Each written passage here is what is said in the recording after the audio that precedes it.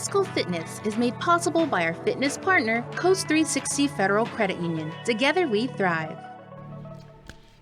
As we have been emphasizing all week, everybody, our friends from Coast360 Federal Credit Union join me on the news set right now. We have Arlene Taiting Fong.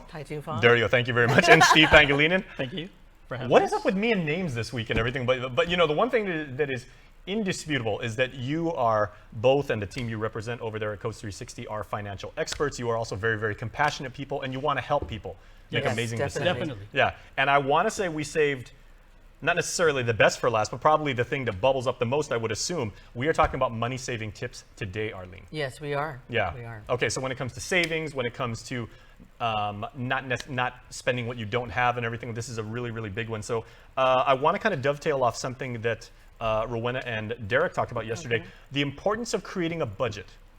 That is absolutely essential, right?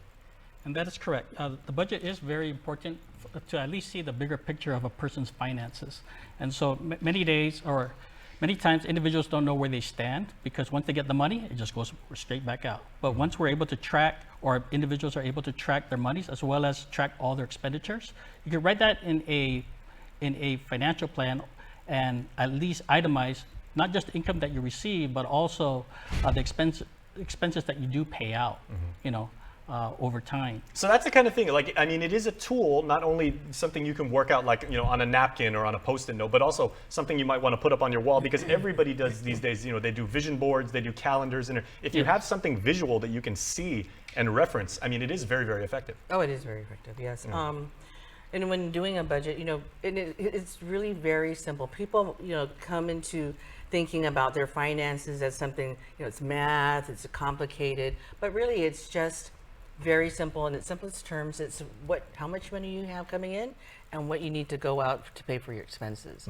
We don't have to, it doesn't have to be complicated. Okay. Also, one thing about knowing how to save money is, and it seems so fundamental, so rudimentary, right? This is like so third grade, but creating a shopping list. Like actually documenting that. Now, whether you put it down on paper, whether you put it in some sort of app or use Google Keep or anything like that, actually writing down what you have to buy, I would probably say, Arlene, not only reminds you of what you have to get, but also kind of like limits you, right? Yes, if you're looking at a budget, let's say you have a budget of, you know, $100 for the week. Well, first things first, you know, check what's in your cupboard, and you know, when you go, make the shopping list. And side note, do not go shopping for groceries on an empty stomach because that will never fly. You will just be all, you know, looking at everything and saying, I want this, I want this. The temptation factor. The temptation factor. But if it does work, if you make your list for the week, this is what, and you know, plan your meals out. You know, figure out what you're going to buy, and just go with that and be very stringent about just going in, getting what you need, and going out. You will find that you will be spending less money than if you went in without any kind of, you know, shopping plan, shopping list. And Steve, that was the key word, because being stringent, right? I mean, these are very simple tasks.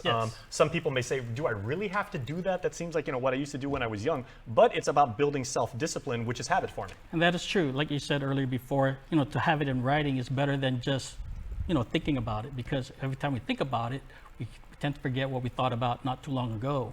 And so writing it down and putting the list down would definitely save you from buying the same thing twice. And so we always have to look at the expiration of food items, as well as do an inventory of your refrigerator, by the way. And definitely from there, at that point, you could at least, like Arlene said, if you have your meal plan, budget and write down what you're gonna consume, you know, for the immediate time, and then go ahead and do your shopping. You know, that's interesting, because I'm that guy, right? I'm paranoid enough that when I go in my fridge and look at the yogurt, I make sure that nothing's expired or nothing's coming up. But I never actually thought to say, like, okay, and now I have to replace items 1, 2, 3, 4, 5, and literally itemize it. Yeah. So inventory your fridge. Okay, good tip. Yes. Very, very good. Okay, third tip, right? Your colleague Rowena De La Rosa very, very wonderfully said yesterday, reducing your bills, like not having a literal laundry list of things that you have to pay every single month. So figuring out what you don't necessarily absolutely imperatively need, and maybe just get rid of that. Yes, and so every household has to at least assess what they're actually paying, as you know, through the budget analysis. And so sometimes we have subscriptions that we don't even use anymore, whether it be magazine subscriptions or even other subscriptions or gym subscriptions that we don't even go to the gym anymore.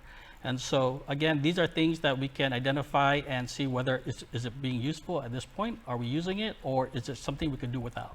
Now, Arlene, this may be something that, like, again, like gym subscriptions, essential, different maybe telecommunications plans, but I mean, you can still have, have a subscription. Maybe you want to downgrade to a more affordable plan or something that's a little bit more practical to how you actually use the service. Exactly. Yeah.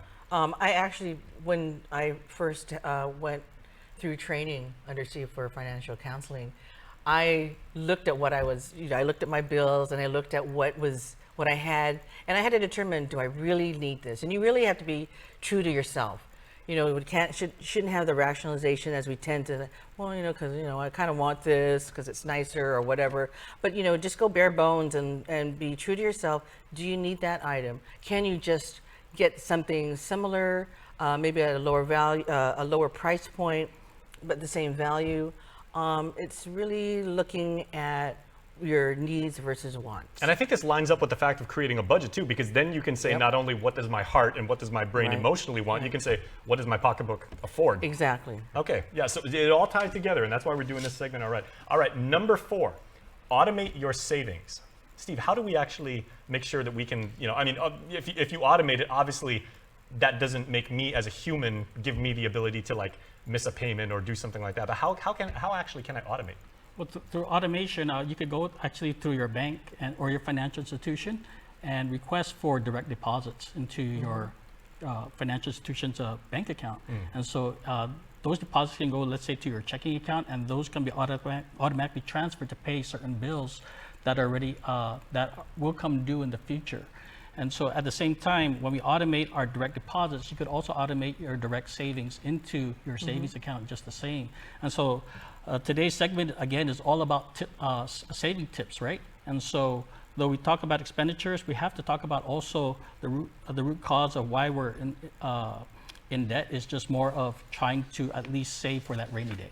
Okay, Arlene, I want to save the 5th one for last. And Mr. Daniel in the back, if you would bring up that incredibly beautiful graphic once again, because Arlene, this one's yours, man. Cook at home. You're killing me, Arlene. I love to eat. I love going to Tuman. Support local business. And I do. And you can. Yes. But we're talking here about your financial situation right now. Let's say you want to have a vacation, you want to get a car, you want to get something new, you want something. There's going to have to be some form of sacrifice. But I love barbecue chicken. And you can do that at home. Okay. So what I'm Not saying, as well, what I'm saying, it may not be as fun to go out, but I've had that life before, and I know people who have had that life where they go eat out every day. But when you look at it, and they could cook, but when you look at it, let's say you spend on yourself so much for breakfast, lunch, and dinner, and I'm going to round it off to like $50.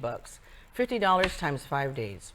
How much is that? $250. $250. Yeah. That $250 you could have already bought. When you put it like that, it's kind of daunting. Yeah. So the $250 could have been put into your grocery list, and you could have planned your meals, and it would have stretched the dollar further for you. Okay. And I'm not saying that you can't eat out, but you have your little budget, you put it aside for your entertainment, eating out, and you can do that and make it now. It's not an everyday occurrence. Well, I'm going to go eat out. I don't know where to eat out now. But now it's, wow, I want to eat out.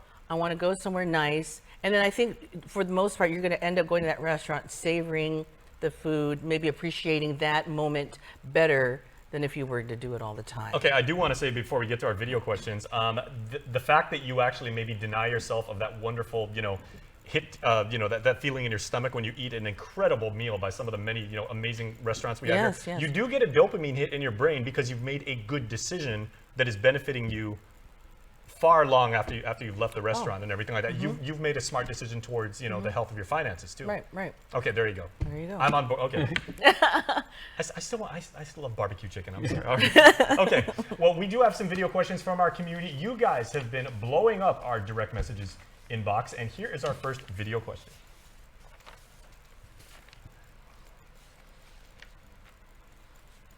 I just have a checking account. Should I have a savings account? Okay, well, tell you what, we're going to queue up that video question. Tell you what, I'm going to slide one more in, so there we are. If somebody just has a checking account, this was actually emailed us to us, that's why not the video. If someone just has a checking account, should they also have savings? Is it beneficial to have both at the same time, or are they not mutually exclusive? One should always have a savings account, because If you have to choose between A or B, pick the savings account. I would pick the savings account, because Okay. that's the. Well, I don't like to limit that. I mean, why can't you have both? But I'm saying that it would be best to have a savings account, because really, what do the money's for, right? You want to save up for something. You want a vacation. You need to plan what your finances are going to be.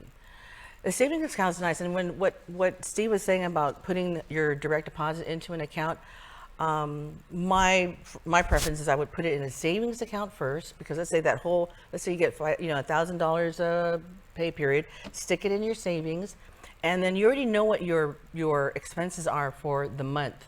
So take whatever that is, transfer it into your checking account. That way, that's going to be accounted for. And then from your savings account, you already have savings. So, you're not going to touch it.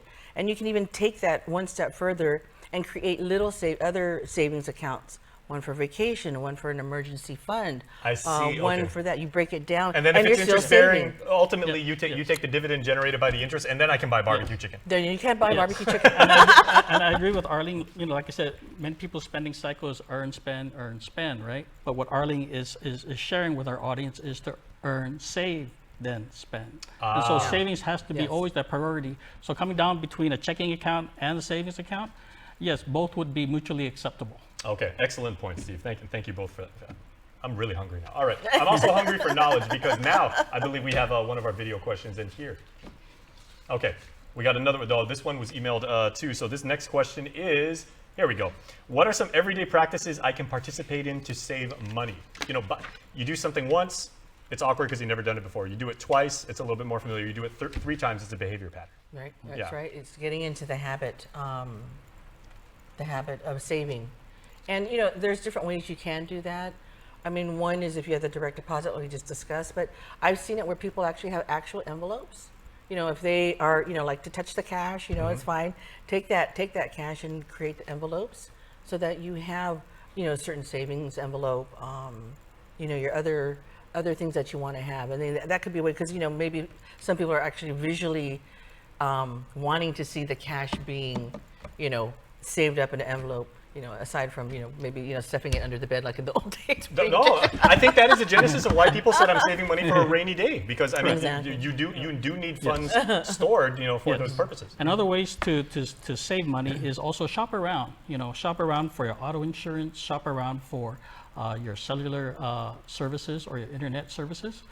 Look for the best rates. And so these vendors will most likely, listen and possibly make even more concessions to allow you to save even more. Excellent. Okay, our third and last question is, we are going to bring this one up, and this has to do with not using traditional forms of currency. This is going cashless. Now, is cashless a safer move to keep track of spending and saving money?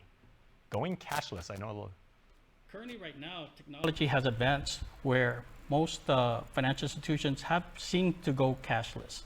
Though we have members still come in or customers come in to withdraw some cash, cash is not necessarily so-called king at this time. It's more electronic movement of resources.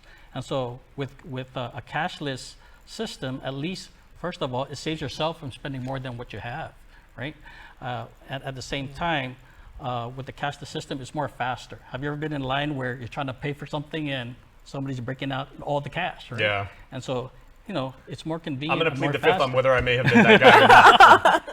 I literally have counted out like 47 cents before, and then there's an angry mob behind me. And so you have debit cards and credit cards that offer discounts as well as mileage for travel. And so there are some benefits to a cashless, but there are some merchants, however, that does require small vendors that do require cash. Or sometimes, even if they do accept cards, they still require you to make a minimum payment. So you're actually purchasing more than what you're there to purchase. There you go. Or there are times where when the internet goes down, now the card reader can't read. So sometimes carrying a little bit of cash is okay, but going cashless, it's just as advantageous as well. Good point. Okay, Arlene, we got 30 seconds left, but I know you do want to talk about this amazing program that's getting the youth involved and teaching them how to be financially literate. Yes, well, I just wanted to say that, it's never too early to teach children how to manage money, how to handle money. And also, you're never too old to start tackling your financial situation. But on that note, if you go to, at Coast, we do have a youth account program. So we believe in, helping to educate our members and their children about money at a certain age. So we have a kids account, we have a teens account. Come into any center and we'll be able to assist you. But we also have another, we have a website that we look at, which is bonsai.com, where it doesn't matter what age you are, but I believe it is geared towards children. But I've gone on it and I loved it. I love the simplicity of it. And it's bonsai like the tree, so the tree is growing and getting stronger as it gets older. Exactly. That's beautiful marketing. It's great. Right It's a great tool to use. Okay. Yes. You know what's a great tool to use? Everything that our friends from Coast360 Federal Credit Union have shared with us this week. If you want to see any of the tips, the lessons, the advice, the numbers, the email addresses, the social media handles, go onto our YouTube channel, youtube.com/KUAM News. All right, for all of our friends at Coast360, thank you so much. This was an amazing week. Thank you. All right, and this information is good forever. All right, well, please stay tuned because we have an extra special segment coming up. We are introducing you to vendors at this weekend's swap meet. Stay tuned. Good stuff coming up.